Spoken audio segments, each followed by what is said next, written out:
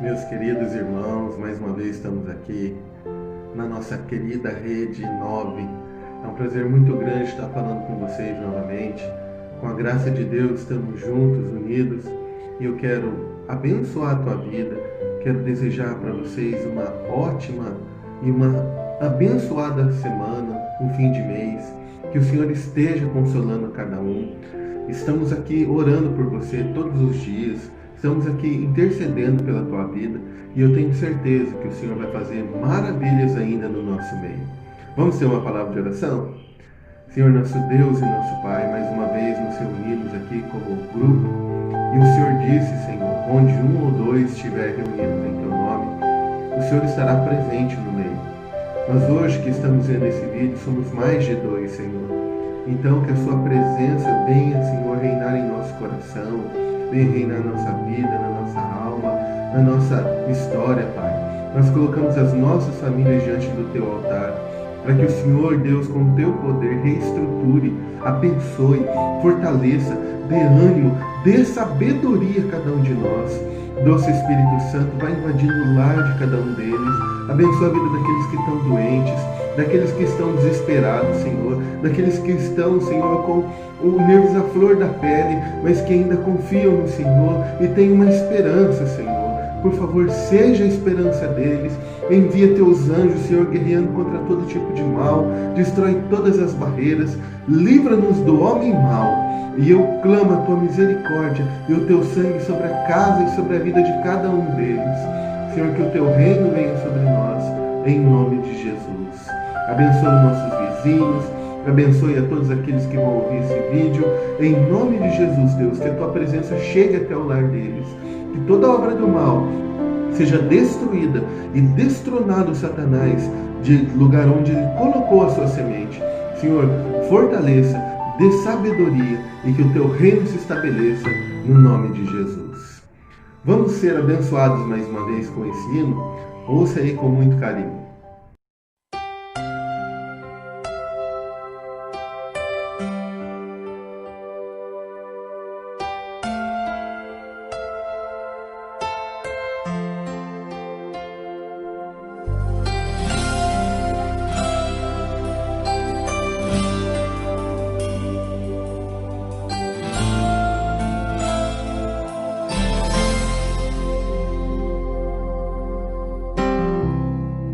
Não importa quem você é, não importa o que você fez, Jesus conhece o seu interior também. Quantas vezes você caiu tentando acertar, mas a tristeza e o desespero te fizeram chorar. Não importa pra onde você foi, se na escuridão da noite Ele apaga o seu passado e não desiste de você. Ele não desiste de você, Ele se importa com você, Ele compreende seu caminhar. Nunca vi um amor tão grande assim. Ele não desiste de você, Ele se importa com você, Ele compreende o seu caminhar. Nunca vi um amor tão grande assim. Ele não desiste.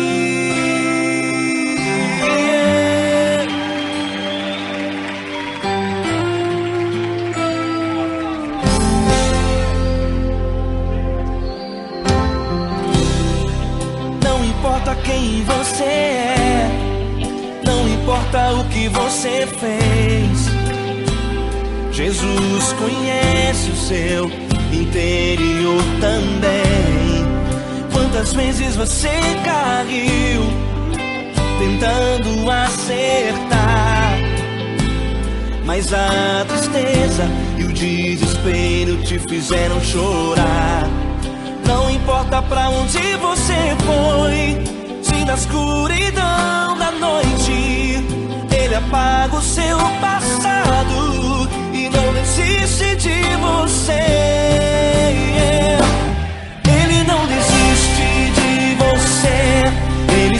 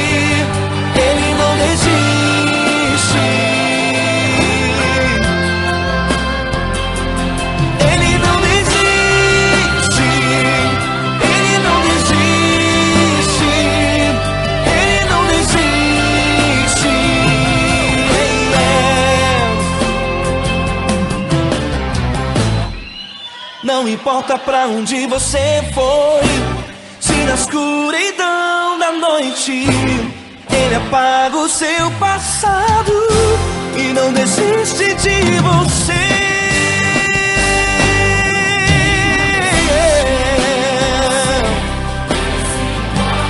Ele se importa, Ele compreende. Nunca vi um amor tão grande assim de você. Ele se importa com você, Ele compreende seu caminhar. Nunca vi um amor tão grande assim. Ele não desiste, não desiste. Que lindo hino, né, irmão? Vamos agora meditar na palavra do Senhor. Abra comigo lá em Mateus capítulo 24. Aliás, Mateus 25, do versículo 14 em diante. Mateus 25, do 14 em diante. Vou esperar você aí ler. É o livro, o Evangelho segundo escreveu Mateus, sobre Jesus. Vai falar aqui de uma parábola muito conhecida, que é a parábola dos talentos. Para você ter uma ideia, meu irmão, essa parábola ela é descrita como um dos julgamentos de Jesus também no fim dos tempos. Mateus capítulo 25, versículo 14. Diz assim, ó: porque isso é também como um homem que, partindo para fora da terra, chamou os seus servos e entregou-lhe os seus bens. E deu a um 5 talentos, a outro 2 e a outro 1. Preste bem atenção agora. A cada um segundo a sua capacidade. E ausentou-se para muito longe. E tendo ele partira, o que recebera 5 talentos, negociou com ele e granjeou outros 5 talentos. Da mesma sorte, o que recebera 2, granjeou também outros 2. Mas o que recebera 1, cavou na terra e escondeu o dinheiro do seu senhor. E muito tempo depois veio o senhor daqueles servos e ajustou conta com eles. Então aproximou-se o que recebera 5 talentos e trouxe outros 5, dizendo: Senhor, entregaste-me 5 talentos, eis aqui outros 5 que ganhei com ele. E o seu senhor lhe disse: Bem está, servo bom e fiel. Sobre o pouco foste fiel, sobre o muito te colocarei. Entra no gozo do teu senhor. E chegando também o que tinha recebido 2 talentos, disse: Senhor, entregaste-me 2 talentos. Eis que com eles ganhei outros 2 talentos.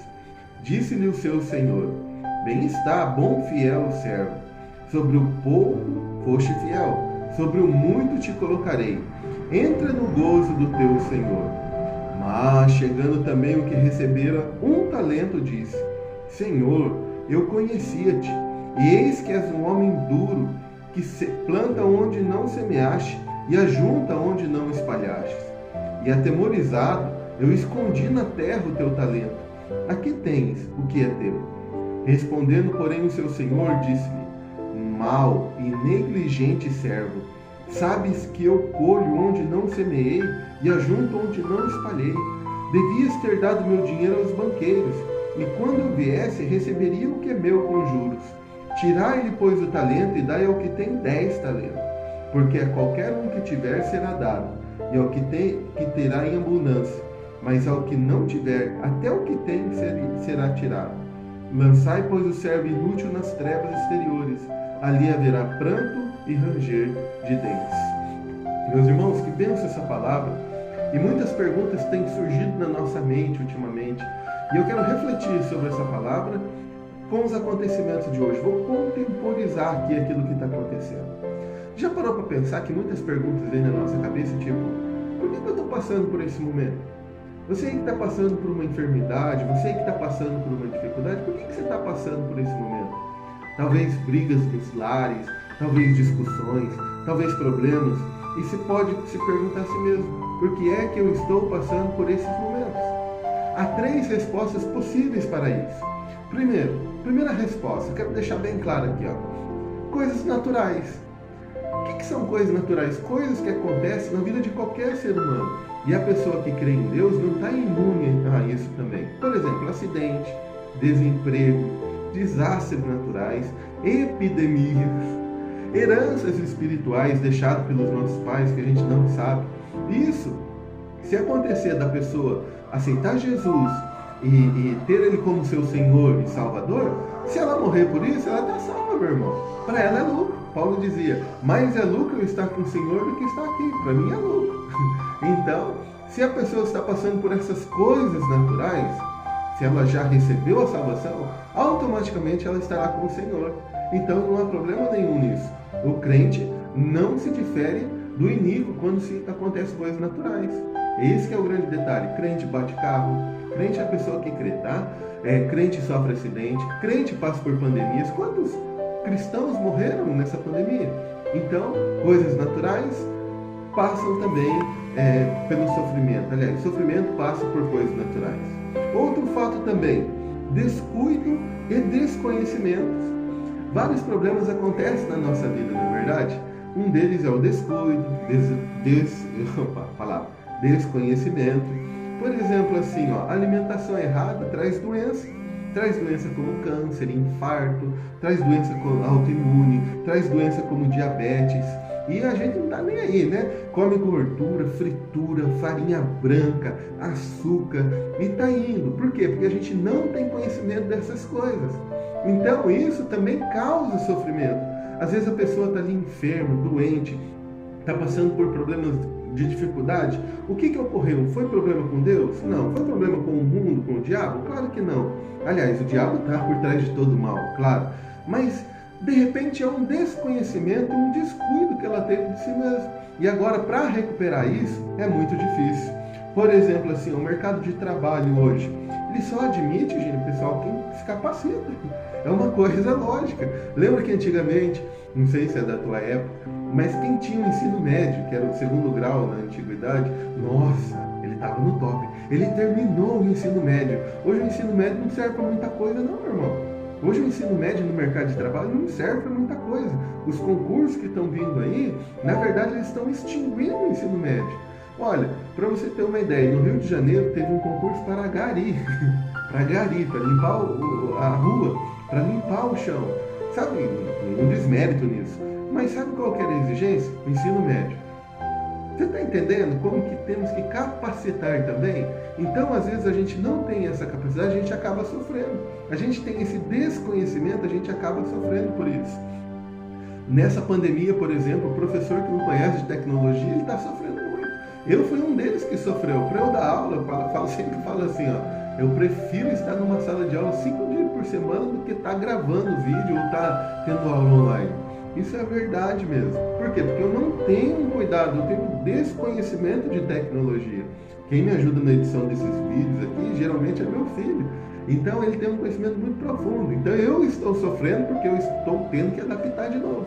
Então, por falta de conhecimento, o meu sofrimento poderia perder o emprego, por exemplo. As máquinas de cortar cana, olha como que é o avanço da tecnologia, cortando tantos empregos e a gente não tem um conhecimento para se capacitar. Imagina aquela pessoa que só sabia cortar cana, e aí veio uma máquina para cortar cana, o que ela vai fazer agora? Você está entendendo? Então o descuido, o desconhecimento da minha parte também é causa do meu sofrimento.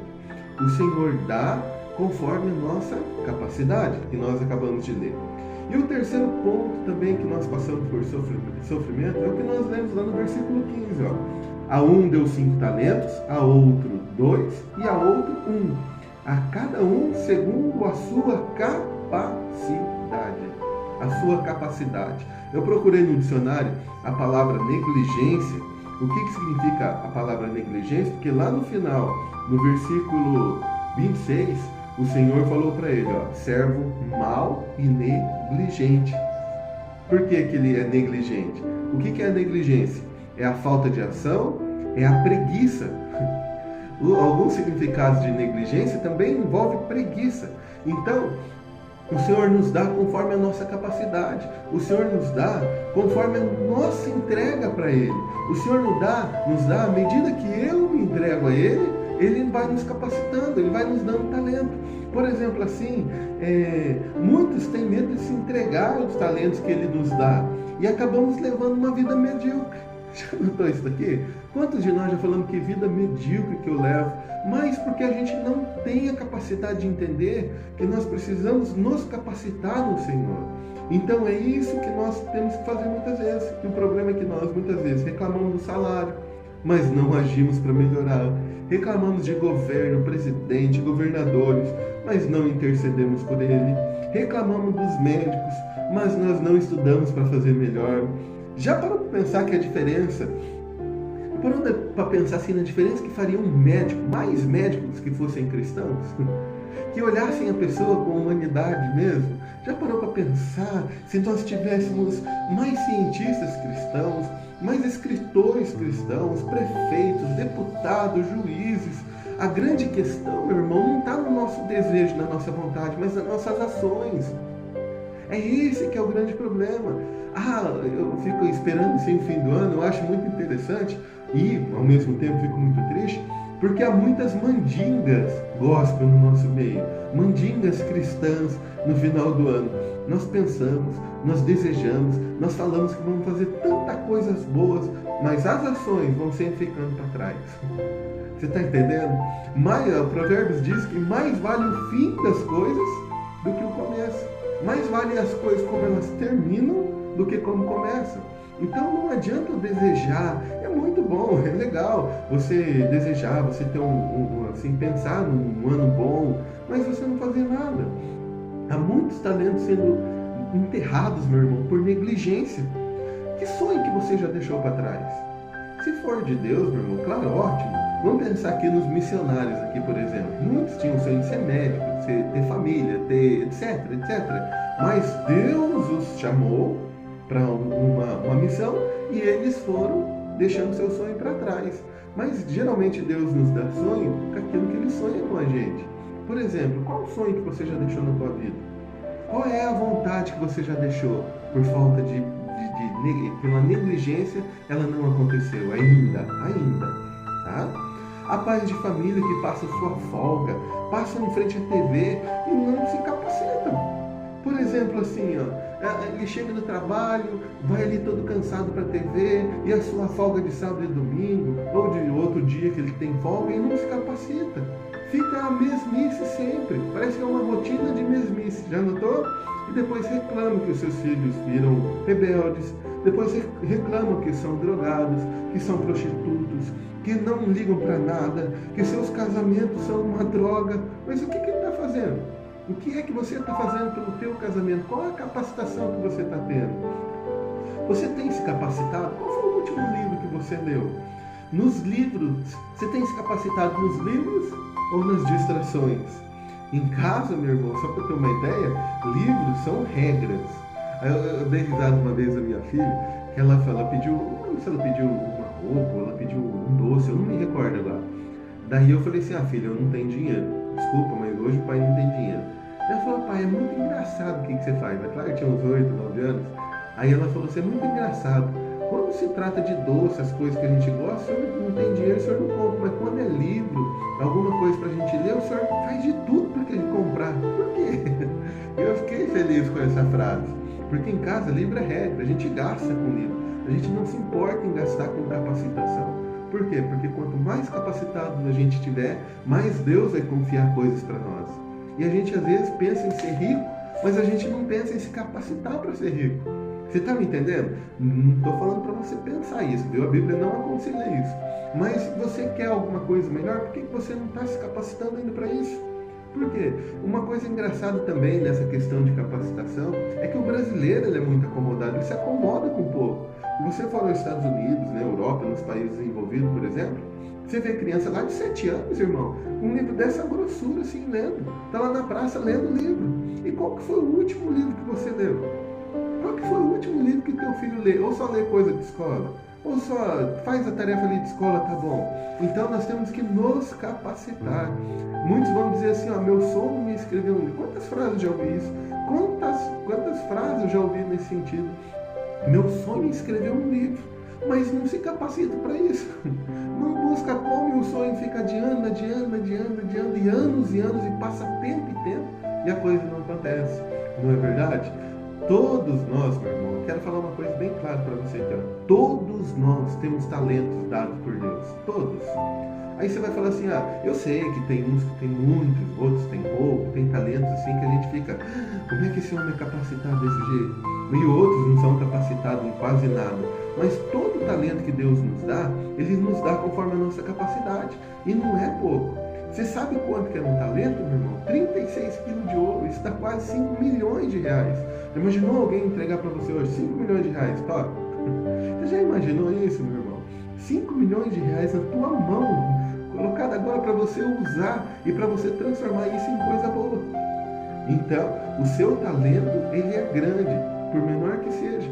Não se sinta inútil. Se você se sente inútil, lembre-se que Deus te deu muito. Não enterre o teu talento. Qual que é o seu talento? É ser mãe? É ser pai? Seja o melhor, se capacite para isso. Busque livro, orientação de como ser a melhor mãe e o melhor pai.